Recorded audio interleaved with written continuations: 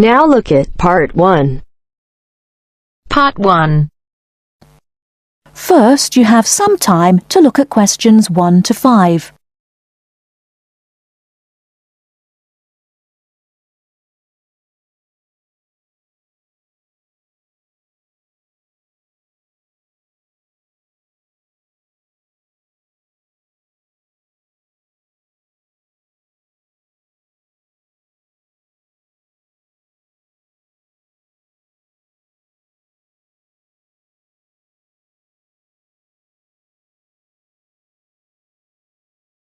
Now we shall begin.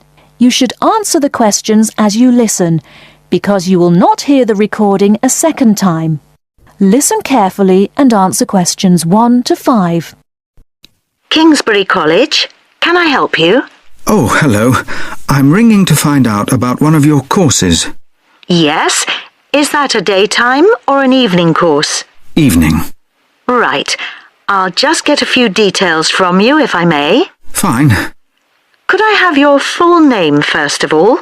It's Peter Wright. That's W-R-I-G-H-T. OK. And I don't need to know your exact age, but can you tell me which of these age groups you belong to?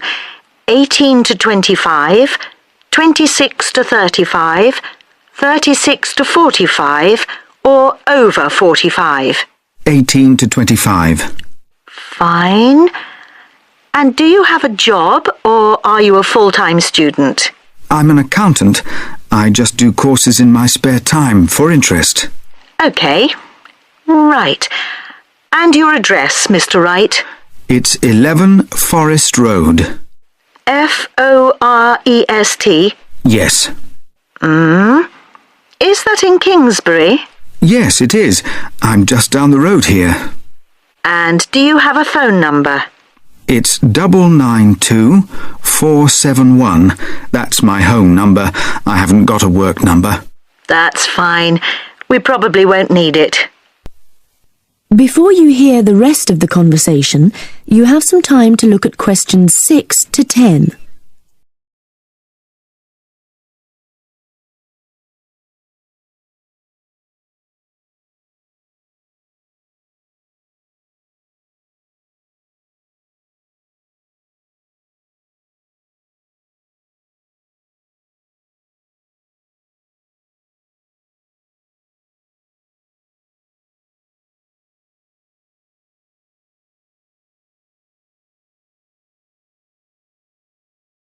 Now listen and answer questions 6 to 10. Now, you want to register for a course. Yes, cookery. Do you happen to know the exact title of the course? We've got Thai cookery on Wednesdays, or Mexican cookery on Fridays, or... Mexican. I'd like to do both, but I'm busy on Wednesdays. OK. Well, you can always do the other one next term, I suppose. Now, do you know when it begins? Is it the 26th of March? That's right. And it's £45 in total. That's including the ingredients. How would you like to pay? Card? Cash? Can I send a cheque? You can, yes, as long as it arrives at least 1 week before the start of the course. OK. And I'll just give you a reference number. If you could make a note of it and write it on the back. Yes?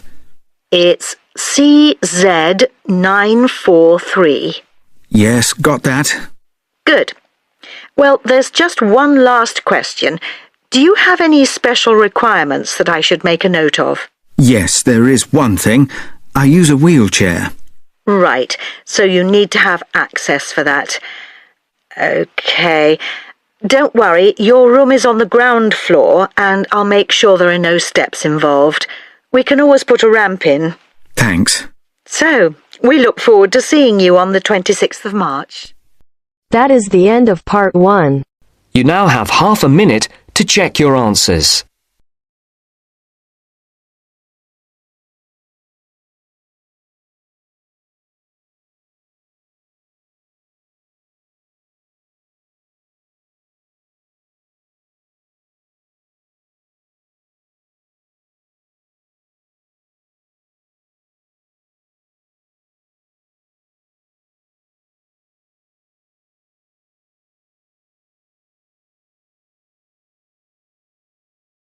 Now turn to section 2. Now you have some time to look at questions 11 to 16.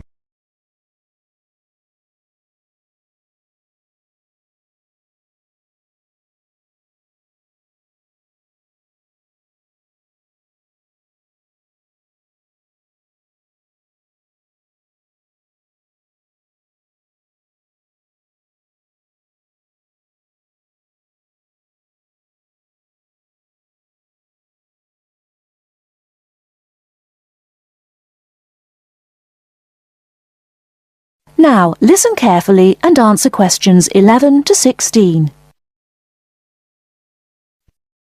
Good afternoon. Hello. How can I help you?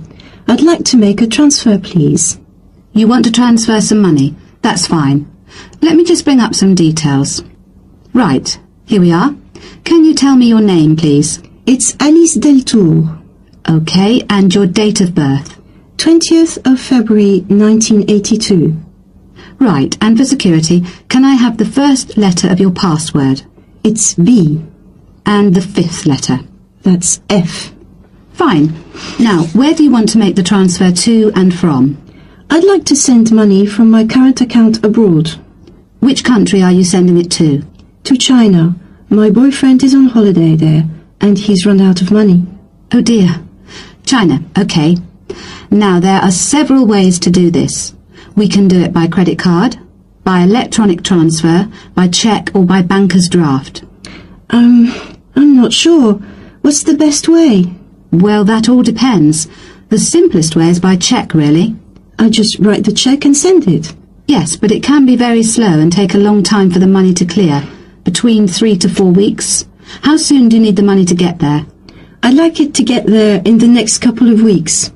So really, sending a cheque is going to be too slow. Yes, I think so.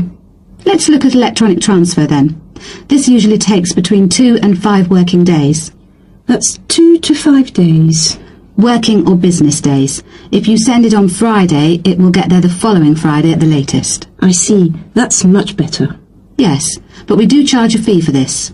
We charge a flat fee of £21, and on top of that, the receiving bank may charge a fee, and an agent may also charge you for transferring the money between banks. So, how much is it altogether?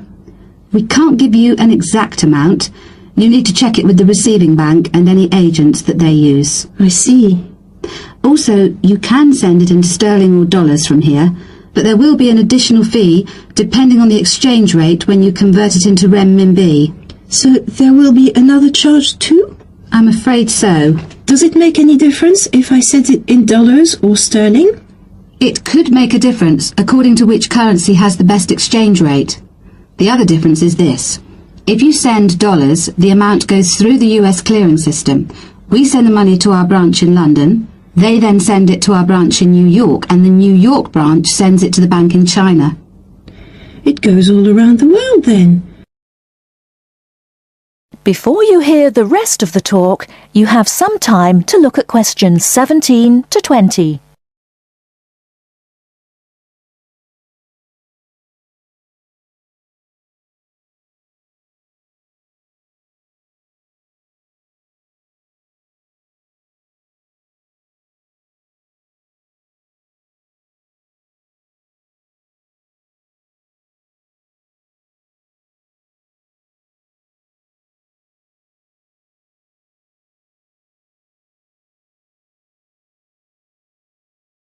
Now listen and answer questions 17 to 20. What about if I send sterling? In that case, we send it to our branch in London. From there it may go directly to China, unless the bank in China has an agent in London, in which case we transfer it to the London agent, and they send the money on to China. So how do I proceed with the transfer? Okay, first we'll need some details about the beneficiary from you. The who? The beneficiary, the person receiving the money. Okay, what do you need to know? We'll need the full name of the beneficiary and their account number. Okay. You need to tell us the name of the bank in China and the address of the branch. We also need the bank's sort code and the SWIFT number. What's a SWIFT number? Basically, it's an interbank code. It helps banks identify each other through a unique code number. Okay, And that's spelt? SWIFT, SWIFT. And the final thing we need is the reason for sending the money. You need a reason from me? I just told you my boyfriend's run out of money. Well, we don't need a reason. The receiving government needs to know why the money is entering the country, and we have to be able to tell them. Okay, so from me you need the bank's name, the address of the branch, the sort code and SWIFT number, the beneficiary's name and account number, and a reason for sending the payment. Yes, that's correct. Okay, so I'll check these out and come back to you with them so we can go ahead with the transfer. That is the end of part 2. You now have half a minute to check your answers.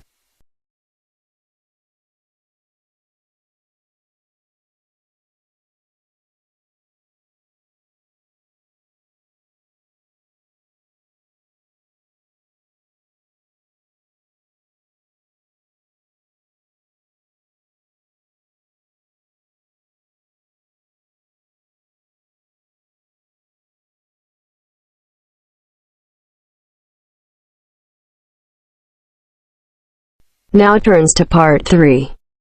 Part 3. First, you have some time to look at questions 21 to 25.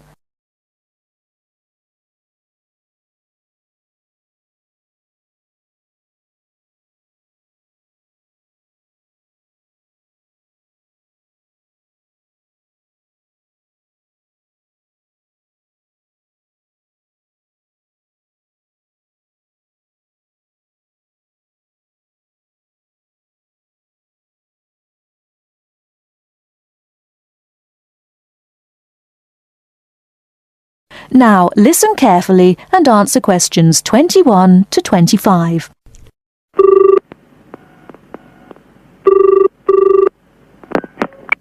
Scope Charity Office. How can I help you? Oh, hello. I'm ringing about the Dragon boat race that you're asking people to take part in. Oh, yes. We still need a few more teams. Are you interested in joining the race? Yes, we want to enter a team, but we don't know anything about it. Could I ask you for some more information first? Of course. I don't even know when it's being held. It's taking place on the 2nd of July. Is that a Saturday? No, it's a Sunday. It's a much more popular day and more people can take part then. Right. And where's it being held? At the Brighton Marina. Oh, I'm an overseas student. Could you spell that for me? Yes, it's Brighton Marina. That's Marina. Do you know where it is? I'm not sure. It's a couple of miles past the Palace Pier. Oh, yes, I know it. You take a right turning off the coast road, or you can cycle along the seafront. That's good. What time does the race start? Well, the first heats begin at 10 a.m, but you need to register half an hour before that, at 9:30, and we really recommend that you aim to be there by 9. It's a good idea to arrange a meeting place for your team. Right. And the race is to help raise money for charity? It is. We're asking every team member to try and raise £35 by getting friends and or relatives to sponsor them. Every crew member will receive a free tournament t-shirt if your team manages to raise £1,000 or more. Oh, that's quite good. Also, we're holding a raffle. Every crew member who takes part in the race this season will be entered into a free prize draw. Oh, what's the prize? It's pretty good. It's a holiday in Hong Kong. Sounds great. The man asks for more information. Before you hear the rest of the talk, you have some time to look at questions 26 to 30.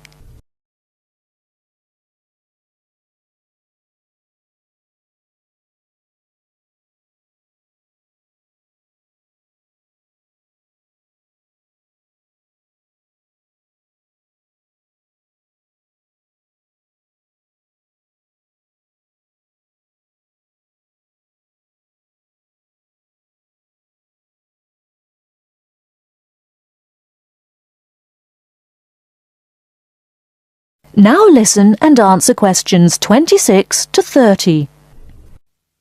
Is there anything else you need to know? Could you just tell me a little bit more about the teams?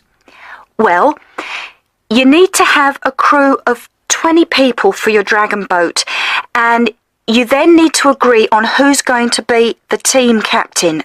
That will probably be you. Fine. I've got a group of 20 people who are interested. Do all the team members have to be a certain age? Well, there's no age limit as such, but if you have a team member who's under 18, then they have to get their parents' permission to take part. Yes, that makes sense.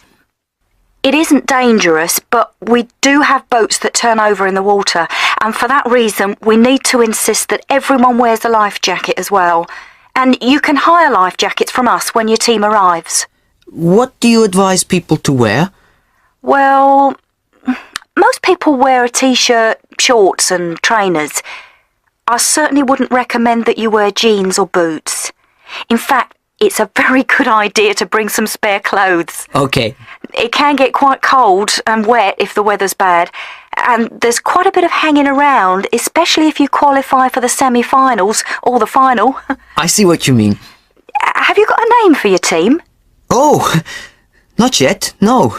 Well, you need to decide on one and then put it on the entrance form, which I'll send you. Oh, okay.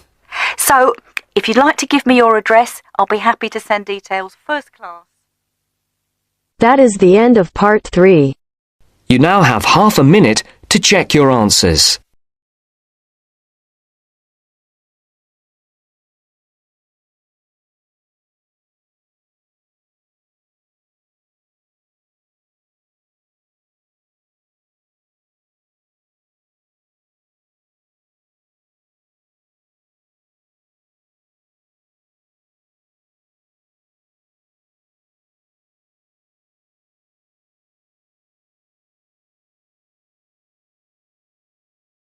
Part 4. You are going to hear a talk on Anne Bonny, a female pirate. First, you have some time to look at questions 31 to 35.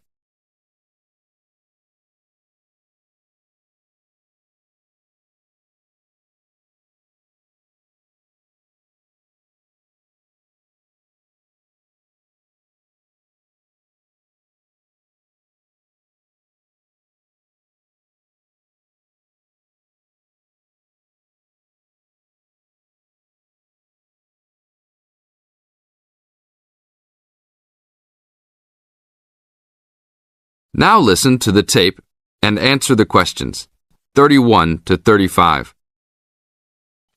Anne Bonny was one of the two most famous female pirates. She sailed on the crew of Calico Jack Rackham.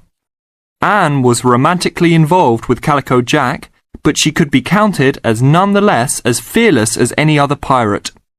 She was born in County Cork, daughter of an attorney and his maid. The lawyer left Ireland in disgrace, but found fortune in the Carolinas. There, he amassed a fortune and bought a large plantation. A ne'er-do-well pirate sailor named James Bonny married Anne in an attempt to steal the plantation, but Anne's father instead disowned her. Bonny then took Anne to the Bahamas, where he turned informer to Governor Woodes Rogers, turning in any sailor he didn't like as a pirate for a handsome reward. Anne quickly grew to dislike her spineless husband and quickly caught the eye of one Calico Jack Rackham, a pirate of some renown. Governor Rogers had recently passed an amnesty for pirates, which left Bonny out of work. The admiration between Anne and Calico was mutual. Calico Jack was a handsome man who knew how to spend money as well as steal it. Anne was a well-endowed lass with a fiery spirit and a temper that matched that of any man. In any event, Calico offered to buy Anne from Bonny, but Bonny instead took the matter up with Governor Rogers, who said that Anne was to be flogged and returned to her true husband. That night, Calico and Anne slipped out in the harbour, stole a sloop, and began a life of piracy together. Now look at questions 36 to 40.